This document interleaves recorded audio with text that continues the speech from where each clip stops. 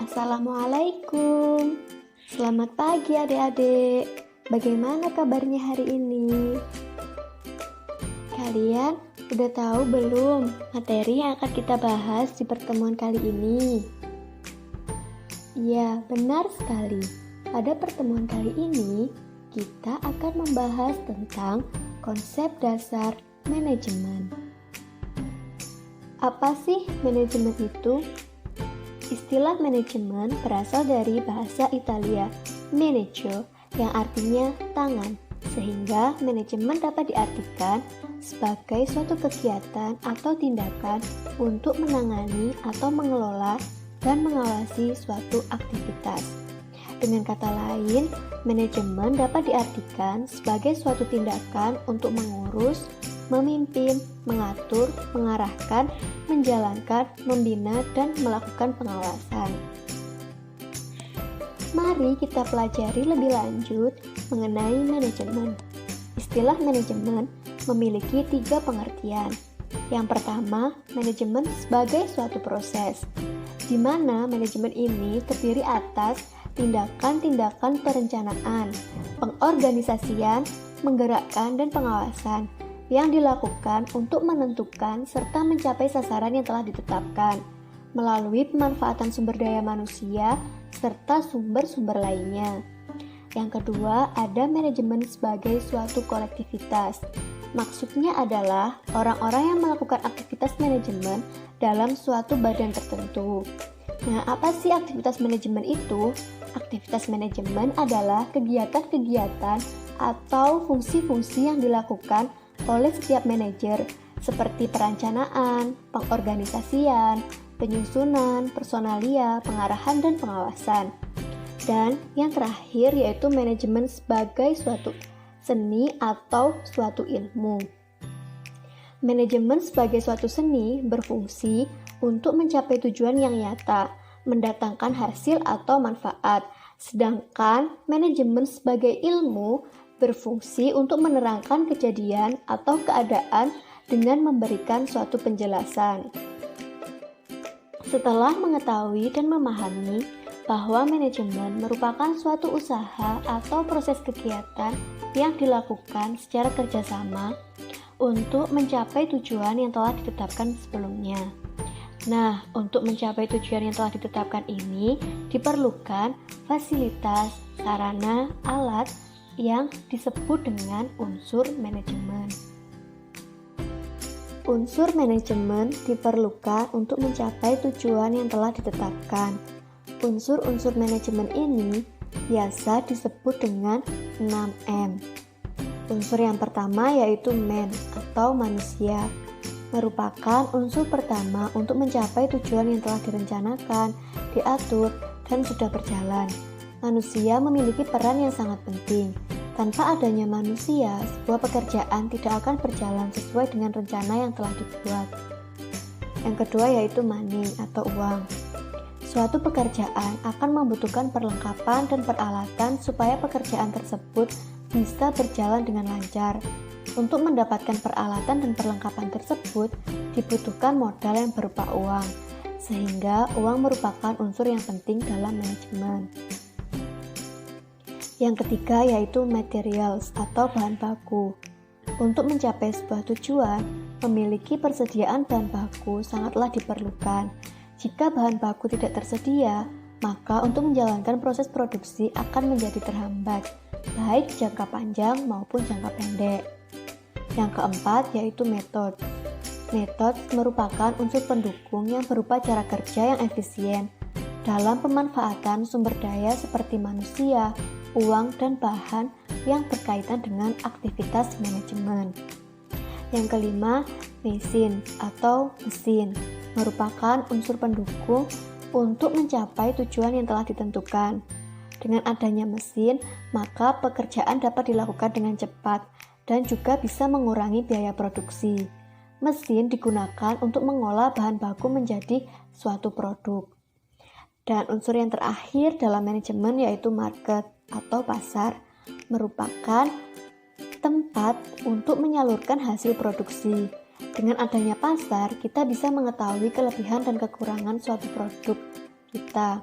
karena di pasar ini terdapat konsumen yang bisa memberikan komentarnya terhadap produk-produk kita. Selain unsur-unsur manajemen, di dalam manajemen juga terdapat dasar petunjuk yang digunakan seseorang untuk menggerakkan orang dan fasilitas dalam melakukan atau menjalankan tindakannya untuk mencapai tujuan yang telah ditetapkan. Nah, dasar petunjuk ini disebut dengan prinsip manajemen. Prinsip manajemen menurut Henry Fayol ada 14. Yang pertama yaitu pembagian kerja. Pembagian kerja dalam suatu badan sangat diperlukan untuk membedakan seseorang dalam suatu perusahaan. Apakah ia sebagai pemimpin, pelaksana, atau sebagai staf. Yang kedua, kekuasaan dan tanggung jawab. Setiap pejabat atau pimpinan dalam suatu badan tertentu harus mempunyai kekuasaan dan tanggung jawab. Yang ketiga, yaitu disiplin. Disiplin merupakan sesuatu yang menjadi dasar bagi kekuatan suatu badan atau perusahaan. Yang keempat, kesatuan perintah. Untuk memperlancar pencapaian tujuan, perlu adanya kesatuan perintah dari atasan kepada bawahan, atau seorang pegawai menerima perintah dari seorang atasannya. Yang kelima, yaitu kesatuan arah. Dengan prinsip kesatuan arah, dimaksudkan seorang kepala dan pegawainya tidak boleh bertentangan antara satu sama lain dalam mencapai suatu tujuan. Yang keenam, yaitu kepentingan individu harus berada di bawah kepentingan umum. Prinsip ini dimaksudkan bahwa kepentingan umum atau perusahaan secara keseluruhan harus berada di atas kepentingan pribadi, sehingga pemimpin, karyawan, dan staf atau yang lainnya tidak boleh mencampurkan urusan pribadi, apalagi sampai mendahulukannya dan mengesampingkan kepentingan perusahaan. Yang ketujuh yaitu pembayaran upah yang adil. Dalam pemberian upah kepada pegawai harus adil atau tidak boleh berat sebelah. Di sini ada dasar-dasar objektif yang sesuai dengan peraturan perusahaan dalam menetapkan upah masing-masing pegawai. Yang kedelapan yaitu pemusatan. Suatu wewenang dapat dipusatkan dan dapat didelegasikan kepada pejabat-pejabat tertentu untuk memperlancar jalannya suatu perusahaan. Yang kesembilan yaitu rantai skalar. Dengan prinsip ini dimaksudkan bahwa garis wewenang dalam suatu organisasi haruslah jelas, supaya tidak terjadi kesalahan hak dan kewajiban antara pekerja, atasan, dan staf lainnya. Yang ke-10 yaitu tata tertib. Dalam melakukan suatu usaha harus ada ketertiban, baik secara material maupun orang, sehingga ada aturan yang harus dijalankan. Yang ke-11 yaitu keadilan. Agar setiap bawahan setia kepada atasannya, maka masing-masing atasan harus mempraktikkan keadilan, yakni memberikan kepada setiap orang apa yang menjadi haknya. Yang ke-12 yaitu stabilitas pegawai. Keberadaan pegawai harus dijaga kestabilannya. Jangan terlalu sering mengganti pegawai, baik karena pemindahan atau pemecatan. Yang ke-13 yaitu inisiatif. Setiap orang atau pegawai diberi kesempatan untuk mengungkapkan atau menjalankan inisiatif, baik mengenai cara kerja, prosedur kerja, atau menjalankan rencana baru dalam pekerjaannya. Dan yang terakhir yaitu jiwa kesatuan.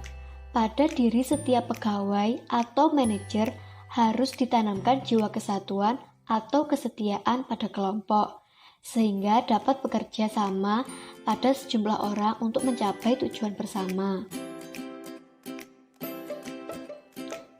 Selanjutnya ada fungsi-fungsi manajemen. Apa sih fungsi manajemen itu? Fungsi manajemen merupakan elemen-elemen dasar yang selalu melekat pada proses manajemen dan dijadikan acuan manajer dalam melaksanakan kegiatan untuk mencapai tujuan yang telah ditetapkan sebelumnya.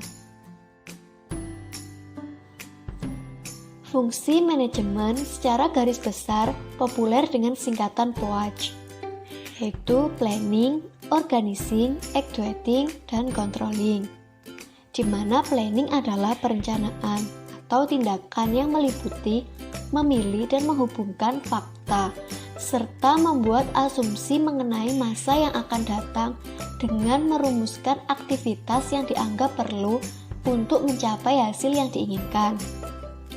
Organizing atau pengorganisasian adalah fungsi manajemen ketika seorang manajer menata struktur pekerjaan bagi masing-masing orang, seperti menentukan tugas yang harus dikerjakan, bagaimana proses pengerjaan yang benar, serta menentukan siapa yang melakukan tugas tersebut. Yang ketiga yaitu actuating. Actuating memiliki dua pengertian, yaitu sebagai pelaksanaan dan pergerakan. Sebagai pelaksanaan merupakan fungsi manajemen yang berupa suatu tindakan untuk mewujudkan perencanaan yang sudah dilakukan. Dan sebagai pergerakan merupakan keseluruhan proses pemberian motivasi bekerja kepada para bawahan, sehingga mereka mau bekerja secara ikhlas demi tercapainya suatu tujuan organisasi dengan efisien dan ekonomis. Yang keempat yaitu controlling atau pengawasan. Adalah fungsi manajemen yang bertujuan untuk melakukan pengamatan, menilai kerja dalam pelaksanaan dan melakukan koreksi yang diperlukan guna meningkatkan kinerja organisasi untuk mencapai tujuan yang telah ditentukan. Apa sih yang termasuk ke dalam bidang-bidang manajemen? Yang termasuk ke dalam bidang-bidang manajemen ada 5. Yang pertama yaitu manajemen produksi. Manajemen produksi adalah pelaksanaan kegiatan-kegiatan manajerial seperti perencanaan, pengorganisasian, pergerakan atau pelaksanaan, dan pengawasan terhadap sistem-sistem produksi dengan tujuan agar produksi dapat berjalan secara efektif dan efisien. Yang kedua, ada manajemen pemasaran. Penerapan fungsi-fungsi manajemen dalam kegiatan pemasaran barang dari produsen ke konsumen atau dari penjual ke pembeli dengan tujuan untuk memperluas pasar dan memperoleh keuntungan yang berguna bagi kemajuan suatu perusahaan atau industri. Yang ketiga, ada manajemen personalia atau manajemen sumber daya manusia. Seni dan ilmu dalam perencanaan, pengorganisasian, pergerakan, dan pengawasan dalam hal pengadaan, pengembangan, pemberian kompensasi, pengintegrasian, serta pemeliharaan terhadap sumber daya manusia secara terpadu untuk mencapai tujuan perusahaan atau organisasi. Yang keempat, ada manajemen keuangan. Manajemen keuangan ini merupakan salah satu aktivitas fungsi manajemen untuk menyediakan segala kebutuhan finansial yang berkaitan dengan operasional perusahaan dan organisasi. Yang kelima yaitu manajemen akuntansi atau administrasi. Manajemen ini mengajukan informasi mengenai administrasi atau akuntansi, sehingga dapat membantu manajemen dalam menentukan batasan kebijakan dan operasional sehari-hari dari suatu usaha. Sasaran utama dari manajemen administrasi adalah menyajikan laporan tentang peristiwa finansial atau keuangan. Kalian udah tahu belum? Di dalam manajemen terdapat tingkatan manajemen, di mana tingkatan manajemen itu ada 3. Tingkatan yang pertama yaitu top management. Dalam kegiatannya, top manajemen lebih banyak menggunakan kerja pikir daripada kerja fisik untuk mencapai hasil yang diharapkan. Tingkatan yang kedua yaitu middle management.